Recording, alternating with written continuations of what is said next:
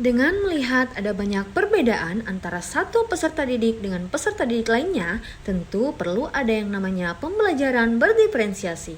Lalu teman-teman, seperti apa sih pembelajaran berdiferensiasi itu? Mari kita bahas lebih lanjut. Menurut Tomlinson, pembelajaran berdiferensiasi adalah usaha untuk menyesuaikan proses pembelajaran di kelas untuk memenuhi kebutuhan belajar individu setiap peserta didik. Jadi, pembelajaran berdiferensiasi adalah cara untuk menyesuaikan pembelajaran yang dirancang oleh guru kepada kebutuhan siswa dengan tujuan mengoptimalkan atau memaksimalkan masing-masing potensi pembelajar dalam lingkup pembelajaran yang telah diberikan.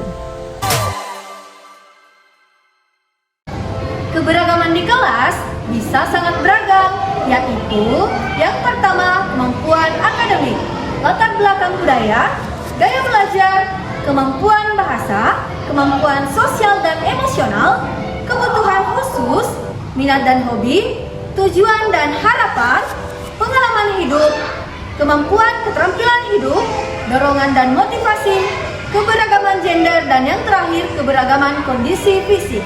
Mari kita bahas lebih lanjut. Kemampuan akademik. Siswa dapat memiliki tingkat kemampuan akademik yang berbeda. Latar belakang budaya. Siswa mungkin berasal dari latar belakang budaya yang berbeda, dengan tradisi, bahasa, dan kepercayaan yang berbeda. Gaya belajar. Setiap siswa memiliki gaya belajar yang berbeda.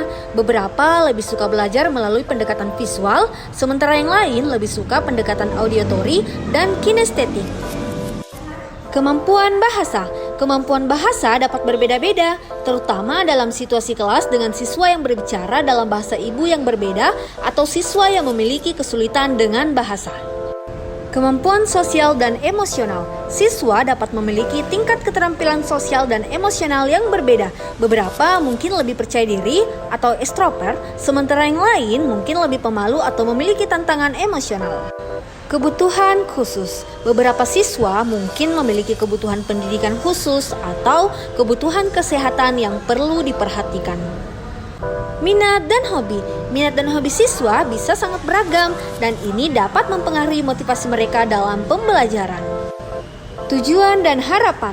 Siswa mungkin memiliki tujuan dan harapan yang berbeda dalam pendidikan mereka. Beberapa mungkin memiliki ambisi untuk mencapai prestasi tertinggi, sementara yang lain mungkin fokus pada pemahaman konsep. Pengalaman hidup.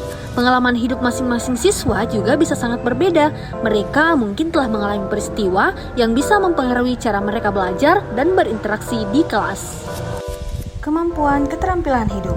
Ini mencakup keterampilan seperti keterampilan belajar, keterampilan sosial, dan keterampilan kemandirian. Dorongan dan motivasi.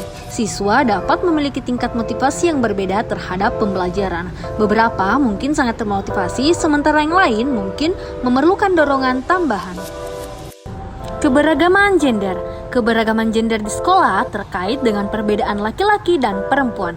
Siswa dapat belajar untuk menghargai perbedaan gender dan menerima perbedaan antara laki-laki dan perempuan dalam lingkungan sekolah.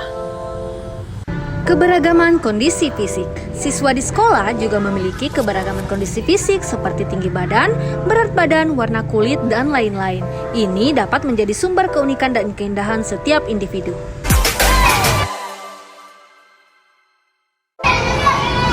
Ada beberapa teori yang melatar belakangi perlunya pembelajaran berdiferensiasi. Yang pertama, teori sistem ekologi. Yang kedua, teori multiple intelligence.